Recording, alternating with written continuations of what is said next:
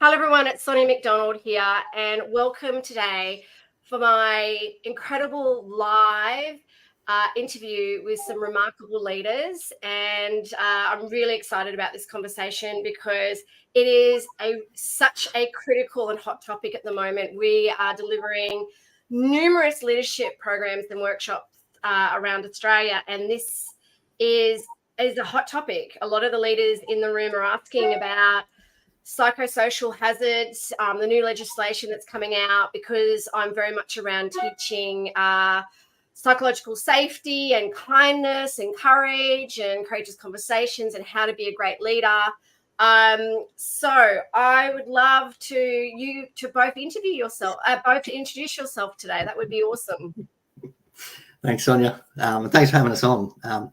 Like you said, I think that this whole topic around psychosocial hazards and psychosocial safety has gotten pretty big in the last year, so we've got stuck into it. Ryan and I have been working together for about 2 years now under the Sonia business. Ryan started it, and previous to that, we worked for 7-ish years together for a large insurer, so in senior people roles.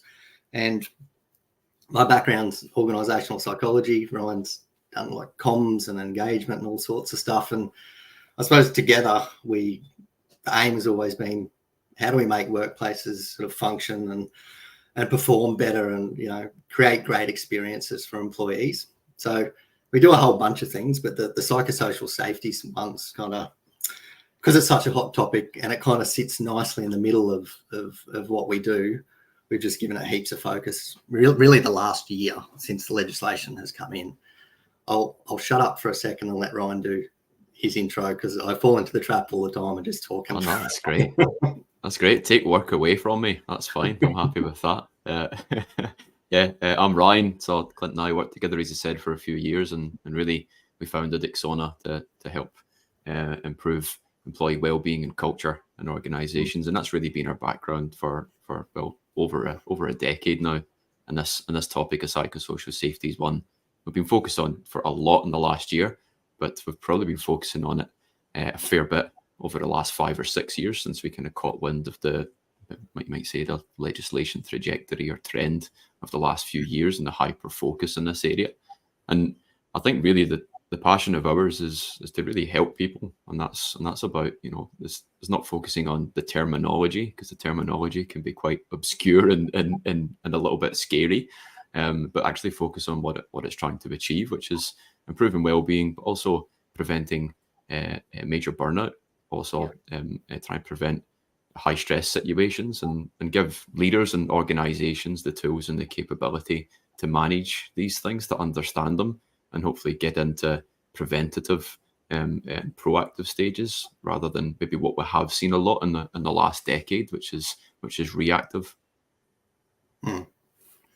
Yeah, it is about being proactive, and we were all talking offline before around why what Exona stands for and why you started it.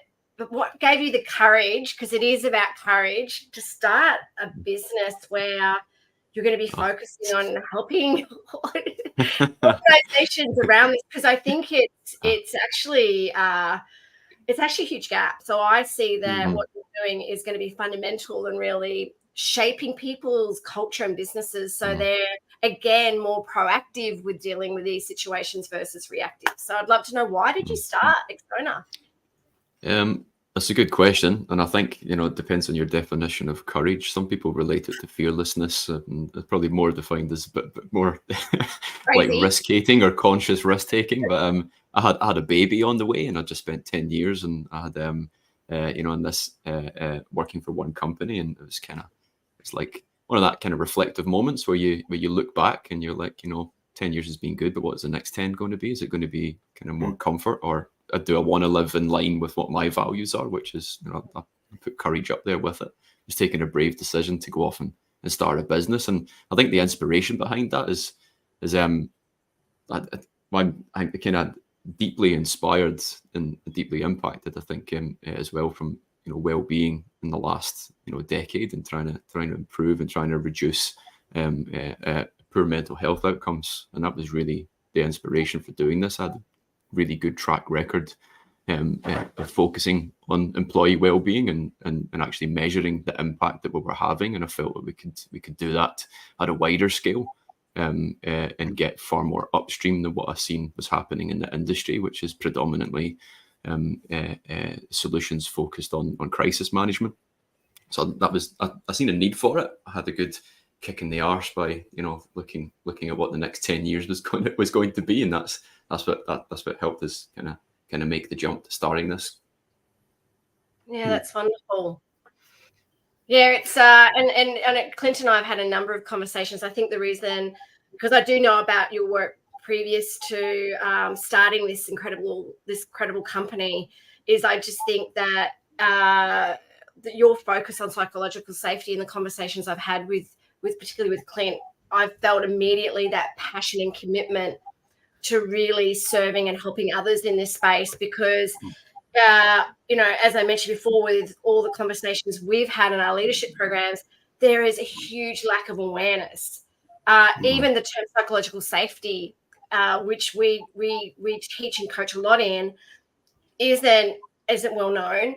And then even when you add, are you aware of the psychosocial hazards and the legislation, there's this like blank look of so many people that just look at me and go, what does that mean? What's that about? I'm thinking, well, you are leaders in the room. It's so critical that you are aware of this. So what are your thoughts on that? Well, I suppose we think about it as well-being, and some of the naming's a bit unfortunate and a bit scary. So someone said to me last week about it's a really unfortunate name. I thought, yeah, but it's just really about the impact that work can have on people, and the psychosocial hazard stuff is negatively focused. What are the negative impacts that work can have on people? And the government's essentially said we're going to regulate that and hold businesses accountable for some of those impacts. So it's not really new. It's should be familiar to everyone. The difference now is though there are regulators who can come and check what you're doing and slap you in various ways if you're not managing things well. So what we've tried to do is because businesses are going to have to do something in this space, and the legislation says you've got to assess your hazards, you've got to identify what they are, and you've got to consult your people. And they've made it a risk management process, which has got its costs and benefits. But ultimately, it's about understanding what's going on and are there any things we could do better, and then implementing actions to address those things. So we do all parts of that. What we want to do is start to end. So work with businesses to help them assess the hazards. We've built our own sort of program, and we've got an assessment tool that helps collect information while also consulting the workforce. And then, getting the insights from all the information we've collected, and then prioritizing and narrowing the focus to where can we make improvements. So there's a little bit in it. But if you think of, the more typical culture survey and culture assessment type process, it's quite similar to that. It's understand what's going on, figure out what we can do better, and then take action. So can I ask, what are some of the, for those that are like listening and watching, what are psychosocial hazards? I actually agree. What are they? That's an awesome question. And I used to deliver awareness training on this a few years ago for our leaders in-house. And it was, you put the term on the board and people were like, look at you confused. And then you show them what the hazards are. And there's a penny drop moment where everyone's like, I know what these are. It's the terminology that gets in the way of what the hazards actually are. And really they're about around workload and work demands. So everyone understands that and how it can contribute, if it's not managed well, to poor well-being outcomes. The other things might be reward and recognition. So how people are rewarded and recognized, how change is managed, how clear roles are, the level of autonomy or say that people have over how work is managed. There's also goes into maybe the pointy end of it, and it's an exposure to traumatic materials or bullying and harassment. So really, it's a collection of things that can have in the work setting that can have an impact on someone's health or mental health.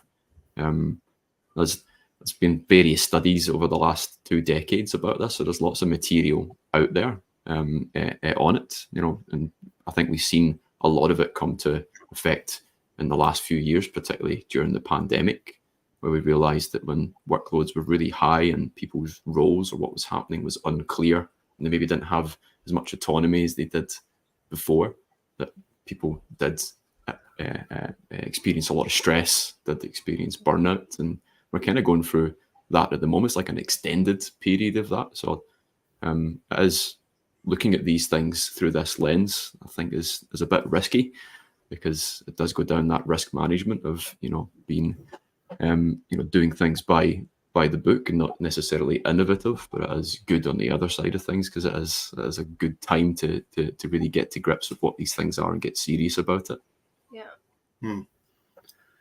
Yeah, there's 14 hazards identified in the codes of practice in the different states, but they're quick to point out that that's not an exhaustive list, but they give you some guidance around what those hazards are, and Ryan mentioned sort of half of them.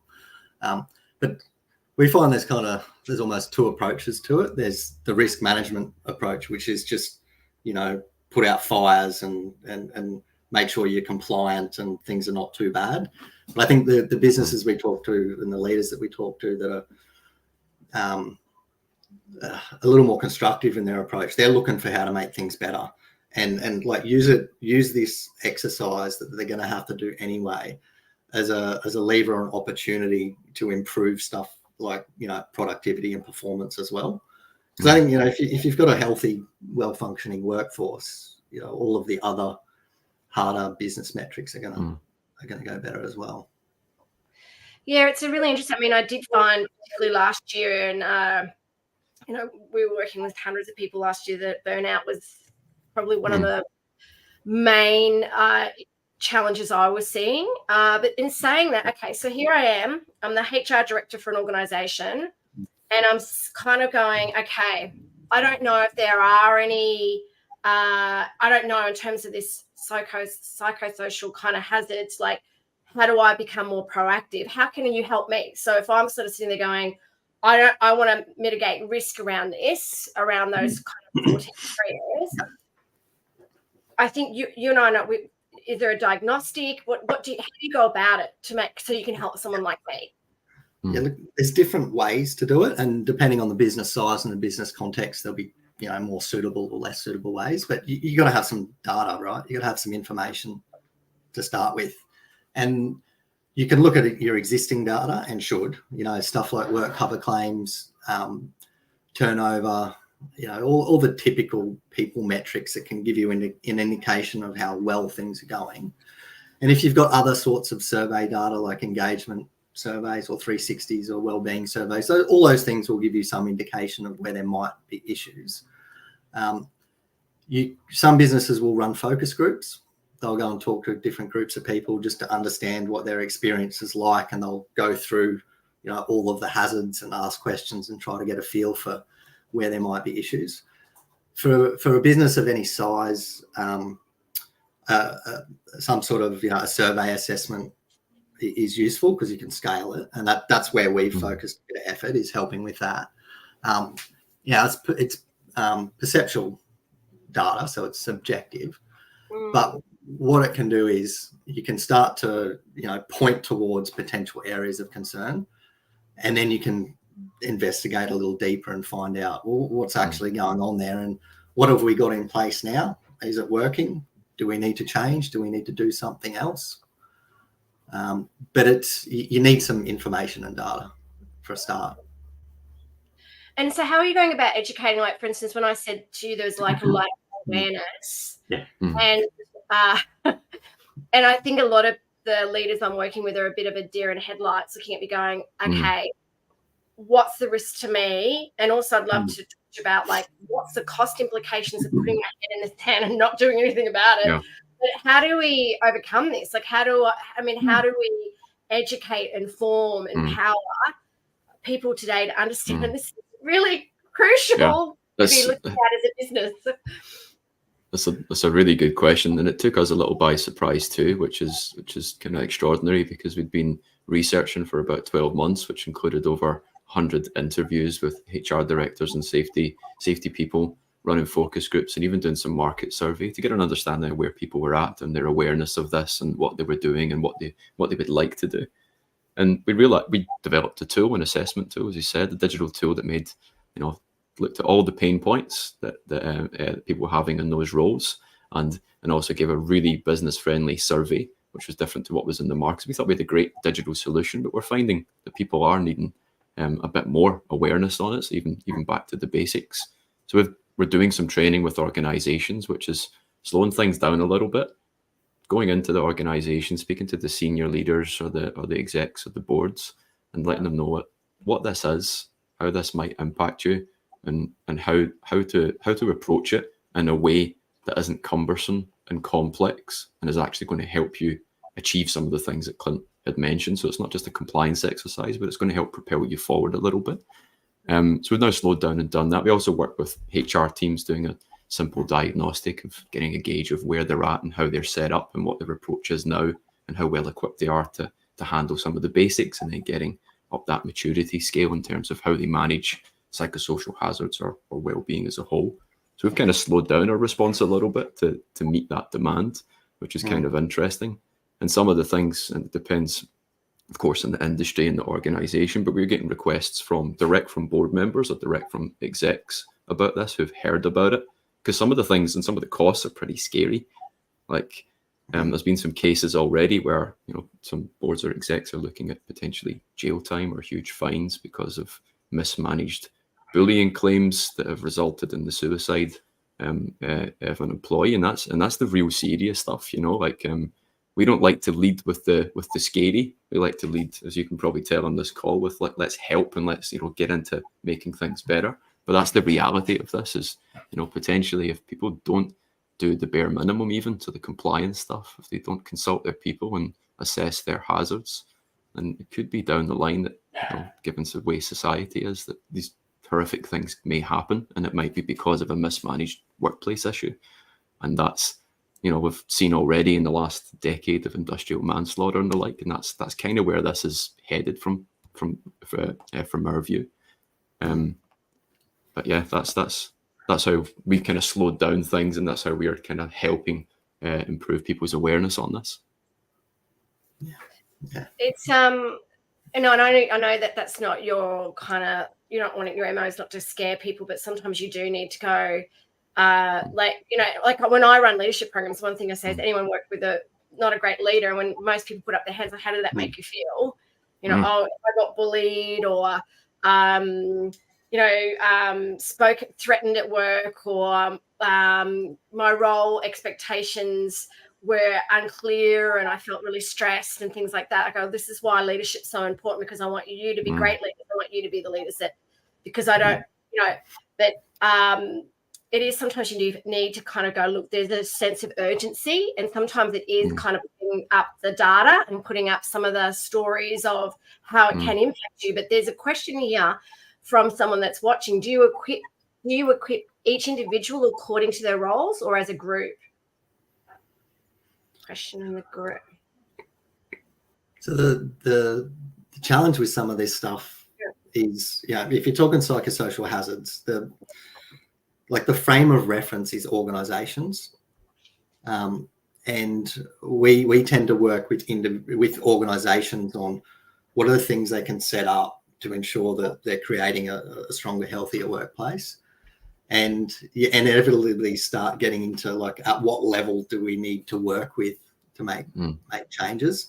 And that's a hard one to answer, because I think if you think about it, there's a few factors going on. Like the organization has some responsibility, and the legislation is kind of just making that very clear and putting some teeth behind it. The individual brings something to the table as well. Their well-being at work they bring something to that. Leaders, I think, play a huge part in the experience of work for their people. So there's kind of a bunch of factors going on, and we tend to focus more on the organization and giving them some clarity and direction. to a lesser extent leaders, but we don't play as much in at the individual level. I think what we have seen though, so we've been doing some work lately with a lady who runs mental health first aid training, and that level of support for businesses, is usually really well received and can have a really positive impact. And I think, sorry, Sonia. I think just to add on to that, the individual has a responsibility, and I think it's the organisation's responsibility to remind them of that throughout this process, which is if they're experiencing something or exposed to something, is to put their hand up and use the processes available. Now, I know that touches on psychological safety, as people feel safe enough to even do that. So there's a bit of back and forth here, but the individual, I think it's important to remind them these are the avenues, or these are the ways in which the organisation listens. Your responsibility is you to be aware of these hazards, and if you're experiencing them, to flag them. So I think that's the base level. I think we can get to the individual, other than those that Clint had mentioned there, indirectly or through further intervention. And I think it's great. What I'm hearing you saying, you work more systemically with the organisation as a whole, and then kind of with that data, okay, these are some of the areas that you need to be focusing on, and this is how you can advise them. But also, I think by watching this, if you're an organisation that goes, hey, or if you're a leader within a business that goes, hey, I think we do need this. That's about leadership, right? You go putting up a hand going, okay, I think I need to take ownership of this, go back to my organisation. But the other thing, and I know we can talk about this afterwards, is I would love you to come and speak to some of the groups that we have in our leadership program, again, to educate them, because I think it is about just that we can all, as an organisation, a team, or even as an individual, we can all make a difference, but it does start with awareness, but also even reaching out to you for that awareness and the tools, but also around how you can support them around understanding the challenges they might be facing through your diagnostics and assessments, but also the tools that you can also help them with to kind of overcome. So they are proactive. It's not, we'll deal with it if there is an incident, or deal with it if there is a claim. Well, that's just just not going to work. This is why do you think the legislation's out? It's because this is becoming a real issue for organisations, and we want to mitigate risk. Yeah, and I've heard this stuff described as it's a bit of a freight train coming that a lot of Australian businesses are just not ready for, and I think the we didn't know angle is just not going to cut it anymore. So the codes of practice and legislation have all been out for about a year now. They've dropped at various points, but it's been around for a little while already, and we're just starting to see the cases come through to get a sense of how regulators are acting and what are the in what ways and how hard are they smacking people for not doing things right. So it's a bit like it's an emerging area, right? But I think behind it all, it's nothing new.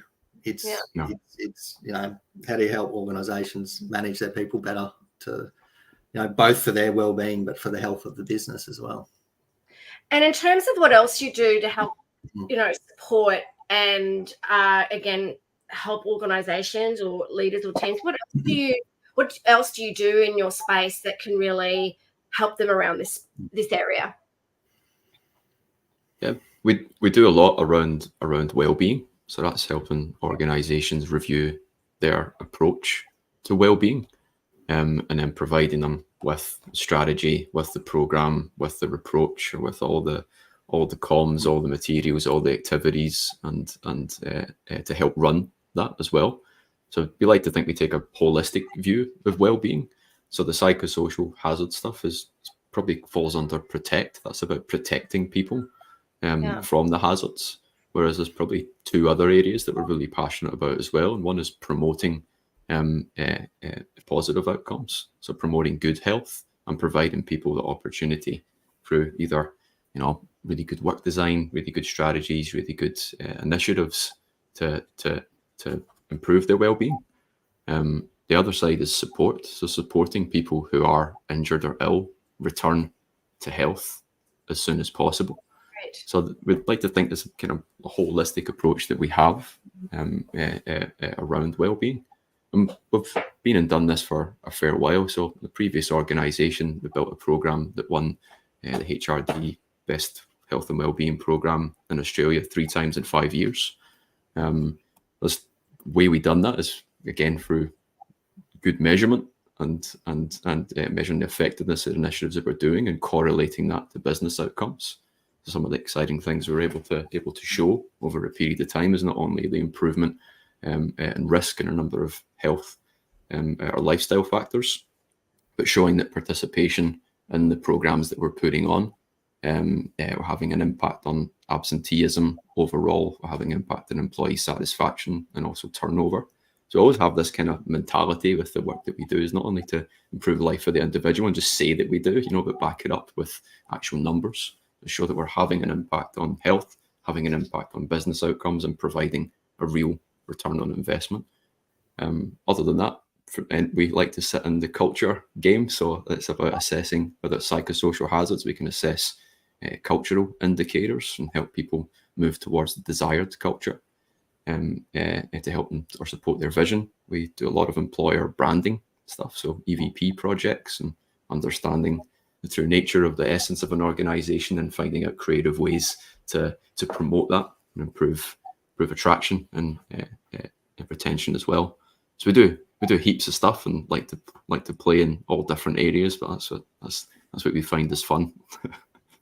So if I'm sitting here listening to this going, okay, this seems to be a little bit bigger than Ben-Hur, and I don't know where to start with all this. Where would I start if I was to contact you? Where would I start? Like, how would I go? Okay, this is something we just are not exposed to, but I want to make sure that we've got a healthy business and healthy people. Where do I start with you? For first off, we are not salespeople, right? So Clint and I have come from HR and a people and culture backgrounds, right? So sales is not really our skill, which means we don't really have kind of spiels that we can go into. But what we do have is, for everybody and anyone, is a free consultation we offer. So you can book that via our website, you can book it via LinkedIn, email, whatever way you want to get in touch with us. And that's where Clint and I sit down with you and just listen and see if we can provide some free advice. We know and understand that this is complex. We understand it a lot more probably many other people out there and practitioners in the field might do, rather than studied it for so long. So we're able to give, I think, this good advice, and we try and focus on simplicity. So removing the cumbersome, removing the complexity. So if you're really feeling overwhelmed, find half an hour, we'll sit down with you, listen to you. It's not a sales call, it's not anything like that. So that's a great start. And then we've got material galore on our website, and we share stuff online all of the time. I love this topic, so we're giving away free material and free guides, and we've written a lot of stuff that people can probably pick up and run with. So that's probably 2 real easy ways to make a good start. Clint, do you want to invite people over to your place? He's got a pool as well. If you want to come round for a beer and have a swim, we can chat to you there. Like, this maybe try to think of some other ways. You invited me over. Like, it's I heard about the pool when we first visited, and I was like, do we get a cocktail with that or anything like that? But no, it has to be. Maybe. You have to share it with 8 of the neighbourhood kids that come around every day swimming there. But I think, like Ryan said, everyone's a bit different. So this whole topic it does create a bit of fear and a bit of uncertainty, but it doesn't have to be that way. And once you get into it, it's not overly complicated, but it just depends a bit on where the business is at. And, some people, the awareness thing's important. So we talk to plenty of HR leaders who they are worried, but they feel the execs of the board don't understand it and don't care because they probably don't understand it yet. So that's why we've found ourselves doing just a lot of basic awareness stuff.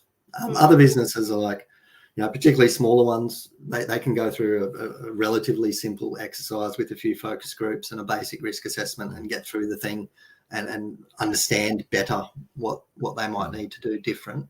It just really depends on context. And like Ryan said, we talk to plenty of people and just help them figure out where they're at and give them a bit of a path forward. And if we can help on that path, great. If not, that's great too.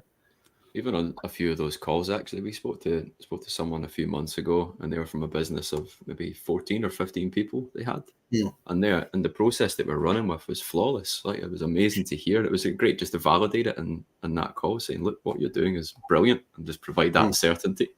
And I think this is one of those things where you can over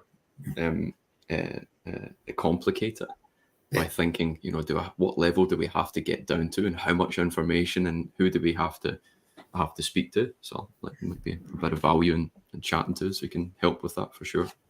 But I think that's really great as well, that, again, reaching out to you and validating that they are on the right path. The other, I mean, I hope you don't mind, I've just got lots of questions, because for me, fire away. I hear a lot from the people we work with and I talk to, is this whole thing around, okay, so these psychosocial hazards, which you've talked about, what happens if I do see them? Okay, so I am seeing people getting and I put an interesting poll up last week about the right to disconnect as well. Like, so I am seeing people working really long hours, and the business just going, oh, that's just acceptable because, that's your role and you get paid a salary. So you working at home till 3 o'clock in the morning is acceptable, or getting bullied, and people and organizations just going, okay, walking past it and going, this is just the way we do things. I mean, what's your thoughts around how can we help, people that are actually, like, again, being aware of the legislation that this is, again, not acceptable? What can you do about that? I don't know if that's something you can answer, or... Yeah. You want to look at each other? That's a big question.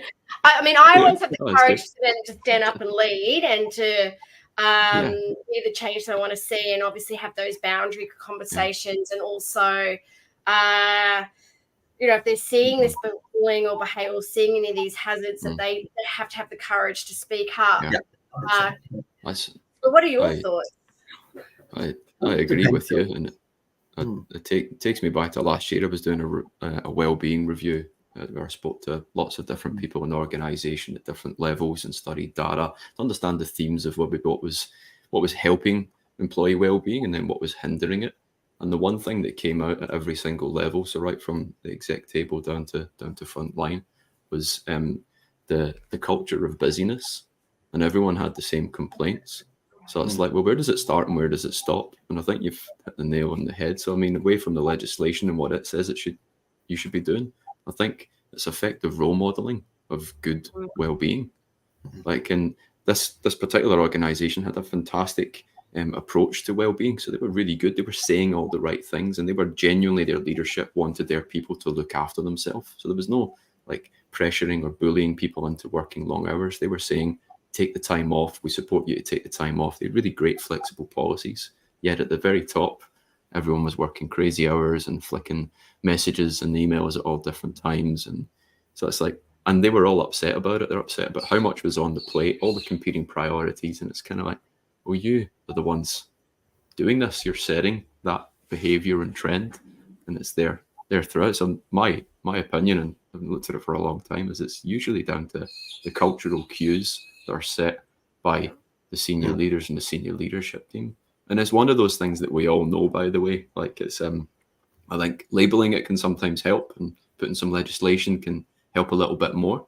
But I think it's like causes for good self-reflection and being like, well, what type of person or what type of leader or what type of company do I want to have? And am I living in alignment with that, or those values? I think it can be as simple as that. The change, of course, not, but the attitude is where it starts, and that can be simple. Yeah, I agree. I think that was like a cultural issue, behaviors that don't get addressed, and poor role modeling, and accepting people working, really long hours when it's probably not right, but you let it happen. Yeah, I think it was what I was seeing last year was a little bit of this busyness being a bit of a badge of honor. But also I was coaching particularly very senior execs around role modeling and their different leadership hats. Like, you need to leave. Obviously, self-care is fundamental. So putting the oxygen mask on yourself. But last year I spoke to this great HR manager and about our leadership awards, and she was talking about potentially nominating. And she said that she'd been with this company. It was a startup that's grown, a tech startup. And she said the founder's quite a young guy. I think he's in his early 30s. But he leaves work every day, I think around 4:35 to pick up his kids. And so he's like very committed to that and says, I leave, that's it. Like I go pick up my kids, I'm a dad, that's really important to me. And now he's role modeling that real cultural cues around make sure you do that. Like there's work, that it's work. Like we've got lives and it's like, don't define yourself by your work. Like that's what we need to see more of that behavior from execs, not, oh, I'm now an executive or I'm now like I have this title. That means that I need to have a badge of I have to work long hours. It's not that's not what it's about. It's about well-being. Like to be a great leader, focus on your well-being and the well-being of others. That's fundamental. And I think sometimes transparency around what the culture is important. So I actually had a conversation with someone not that long ago, kind of around this topic of, well, look, if a business, say a startup, if the people starting the thing want a high pace, fast pace, work really long hours to get the thing going, but that's what is very clearly communicated to anyone who joins, and that's what the culture is. People have a choice to join that or not. I think it's when there's discrepancy between what you say things are like or should be like and what the reality is, that the real problems occur. I think that's that's interesting, and takes us probably to one of the recent psychosocial hazard surveys or assessments that we run with a business, where they scored high for job demands, which is usually, workplace is pretty busy, and there's high job demands. Everything else they scored fantastically well. So when we digged a little bit deeper, we found that people really enjoyed the high demands. The high demanding job was one of the enjoyable the good characteristics of the place, and that's because they were clear about it. So just to kind of validate what Clint was saying, it's an interesting thing when you look at this, is understanding what's scoring and what does it mean and how does that help or hinder it. You as a business, that was a classic example of where it was a good thing. Yeah, we've talked about this a bit lately. It's like that. Because people actually do best when they're stretched a bit and they're challenged and they're working hard. But there's a point at which there's too much, and then it creates a negative impact. And finding where that point is and navigating that, I think from the last few projects that we've done, that's a key discussion. That's the bit we're trying to figure out. Wow, that could be another live. Like, what is that kind of, you know what I mean? Like, when is that, like, it's a little bit of stress is good, like, and there's a difference between stress and burnout, but it's kind of that, where does it kind of tip over that we need to make sure that, and I think, and I say to my leaders to practice leadership by walking around and picking up the energy and having conversations, like making sure that you're very aware of what's going on in the environment, and because it is when you kind of go like, and I know I really admit a couple of years ago, definitely COVID, like for everybody, was very challenging. There was a time during COVID where I just went, I went over and I crashed and I said, that's it. I'm going to take a few mental health days because I can sense in myself that I'm not going to be any good to anyone. I can feel that I am about to really burn out and this isn't healthy for anyone. For me in particular, like I just thought if I keep going the way I'm going, anyway, that's I think you hit the nail on the head there. As you ask, you figure out like what is the point of too much. It's really individualized, and burnout really occurs when someone's experiencing high stress, either one specific time that's really big, is significant, or that's accumulative. And it's different for everybody. But the only real reason you know is if you ask. And it's the same as ourselves. We can burn ourselves out because we don't self-reflect often enough and self-assess or audit our own self. Like, how am I going? Am I doing too much? How am I feeling? What are my behaviors like? Anything out of the ordinary? That stuff can help identify. And it's the same view from an organization or from leading a team. If you're leading the team and you're not asking those things, then they'll probably blindside you. Same as an organization, except the consequences could affect populations and not just one person. I hope you don't mind. Someone said thank you for that. Someone's just asked, are you using a specific diagnostic tool that is in the public domain, or is it one that you've designed? I think it's one you've designed, isn't it? Is it your own diagnostic? Yeah. I'd love you to explore that a bit more. Nat's just asked that. Yeah, look, so the government provides a free assessment. And when we first got into this space, we looked at that and we just kind of went, well, look, I think we can do something that's better than that. So my background is all psychology and did a PhD and lots of research and stuff. So I've got that data background and know how to build, assessments. So we went for something that we've called it business friendly. So it's a lot shorter than the government one, which is a fairly long and sort of arduous assessment, and lots of businesses that we spoke to, one of their big hesitations with any sort of assessment is, man, we already survey the crap out of our people and we don't want to do another one. I'm hearing you. Oh my gosh, like assessment fatigue, not another one. But And we realised that there's a balance between too much information and not enough. So we're like, how can we ask, as few questions as possible, but provide enough information to give us the insight we need to take action? So that was kind of our guiding principle, and make it very simple and, really clearly worded. We know that not everyone's first language is English, and, people don't want to try to understand this complicated question. So we're going really direct to the point. We ask about the hazard. It's very simple, pretty quick. And that was our kind of, what we thought was our point of difference and how we could do it better than other things that we'd seen. I love that. So that sounds, and I really love the name as well. Excellent. Brilliant. Yeah. So thank you for asking that. I thought that was a really valuable question. Thanks, Nat.